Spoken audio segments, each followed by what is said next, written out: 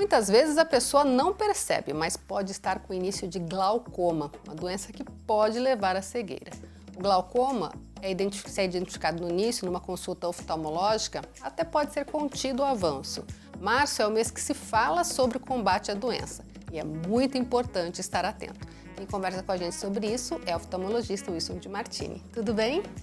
Bem, prazer estar aqui. Prazer é meu. Bom, é importante começar a falar que a pressão ocular não tem nada a ver com a pressão arterial, que é aquela que a gente mede, né, no pronto atendimento, na farmácia. Perfeito, exatamente isso. A primeira diferenciação que é importante se fazer é que a pressão ocular, ela não tem ou tem muito pouco a ver com a pressão sistêmica, com a pressão arterial. E a pressão arterial e a pressão ocular é o principal agente causador do glaucoma. A pessoa sente alguma coisa quando está com a pressão ocular alta? O que dá para identificar ou não dá, só indo mesmo à consulta? Aí que tá. Existem vários tipos de glaucoma e muitas pessoas não sentem nada quando estão com glaucoma, que é o glaucoma mais comum, né? A gente tem vários tipos, o glaucoma de ângulo aberto, que é o glaucoma crônico, antigamente dito dessa forma, e o glaucoma agudo. O glaucoma agudo, ele dá sintoma, porque ele é de uma forma súbita, aumenta muito a pressão do olho, e aí por isso a pessoa tem dor, embaçamento na visão, olho vermelho, e aí ela procura, e quando não procura atendimento ou é diagnosticada errada, pode até perder a visão em questão de horas ou até dias. Agora, esta do glaucoma crônico, que é uma doença lenta, insidiosa, silenciosa, essa, se não for feita uma avaliação de rotina preventiva, a pessoa pode estar perdendo a visão sem saber. Uma das formas de identificar o glaucoma, claro, é o especialista que vai identificar, mas é que a pessoa vai perdendo a lateralidade, né? Ela não consegue, a gente está olhando para frente, a gente consegue enxergar algumas coisas na lateral. Quando a pessoa está com glaucoma, ela não consegue, né? Isso aí.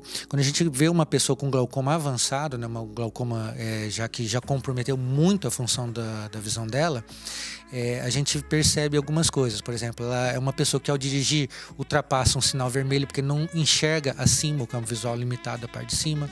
Ela às vezes não enxerga uma pessoa estendendo a mão para cumprimentar, porque ela já perdeu essa parte visual. Mas é justamente isso que a gente não quer que aconteça. Tá? Porque quando chega nesse nível de comprometimento de visão, significa que o glaucoma já está avançado. Já está alto, então, se começar a não enxergar assim. Então, o ideal é que não chegue nesse ponto, tá? Principalmente porque o glaucoma se trata de uma doença que causa perda visual irreversível. Aliás, ela é a primeira causa de cegueira mundial, né? A primeira causa mundial de cegueira irreversível. Então, milhares de pessoas ficam cegas constantemente em todo o mundo por causa do glaucoma. Tem pessoas que são mais suscetíveis a terem a doença, quem já tem casos na família, por exemplo? Exatamente, perfeito. É importante levar em consideração esses fatores de risco, sim, tá? Por exemplo, se você já tem mãe, avô, irmã que já tem diagnóstico de glaucoma, infelizmente a chance de você vir a ter é maior. Eu gosto sempre de falar o seguinte: a chance de você ter não significa que você vai ter, mas sim o aumento da probabilidade. E aí você deve se cuidar, porque com essa doença aí normalmente as pessoas não percebem que tem. E aí é o sinalzinho de alerta. História familiar é a primeira, a genética. Depois nós temos a idade. Depois dos 40 anos costuma se aparecer mais o glaucoma, tá?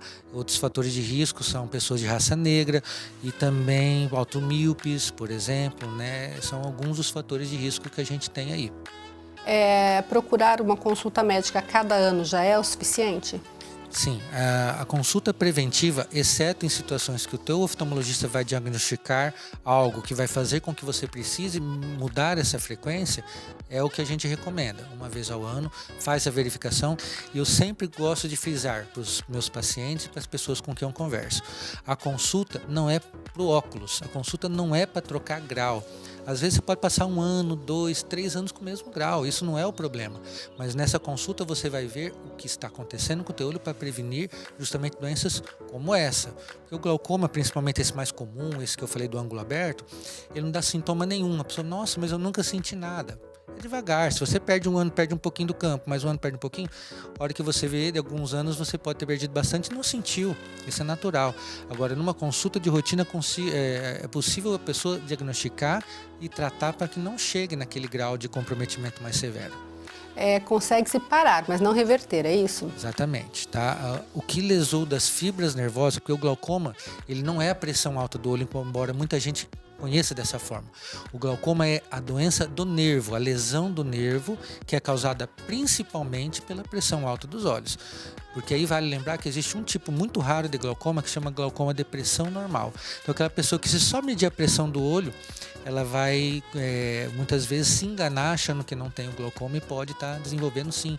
É aquela tal história, 13/9 na pressão sanguínea, pode ser uma pressão normal para a maioria das pessoas, mas 13/9 tem gente que já está passando mal. Então as pessoas são diferentes, os organismos são diferentes. Por isso a importância de saber verificar isso. E o oftalmologista que vai consultá-la, com certeza vai ter condições de verificar isso. E às vezes, se for, de repente, num atendimento mais corrido e tal, é bom pedir, né, doutor? Porque, assim, é o tipo de coisa que às vezes acaba passando numa correria, num dia a dia. Pedir, doutor, veja minha pressão ocular. Uma consulta oftalmológica de rotina, ela deveria contemplar, sim, a medida da pressão ocular. Tá? Eu acredito que praticamente todos os oftalmologistas devem fazer isso, mas infelizmente, como você me disse, às vezes na correria alguma coisa pode se deixar passar. Mas aí você que está fazendo essa consulta deve sim se preocupar. E como está a pressão dos meus olhos?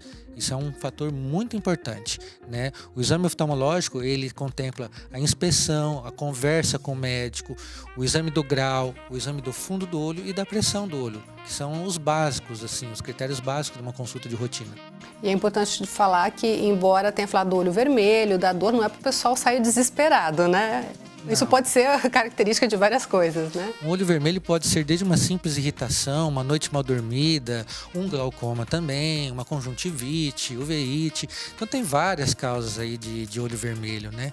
E veja bem, não é porque você tem olho vermelho também que você tem uma doença grave. Tem que procurar ajuda médica mesmo, né? Tem que se conhecer. Às vezes a pessoa que tem alergia está direto com o olho vermelho, né? Tem muitas causas aí para serem vistas, né? Então, só para a gente fechar, é importante que pelo menos uma vez por ano marque ou no SUS, ou onde for possível, né? Isso, uma consulta oftalmológica, gente, uma consulta com médico oftalmologista, uma vez ao ano, vai evitar você de ter várias doenças, cuidar bem dos seus olhos. E lembre, o olho é um órgão muito importante, é através dele que a gente se depara durante todo o dia com mais de 80% de todos os estímulos que a gente tem no dia. Então, é muito importante cuidar bem dele e da sua saúde. Se não pode, uma vez perdido, vai entrando em cegueira mesmo, né, doutor?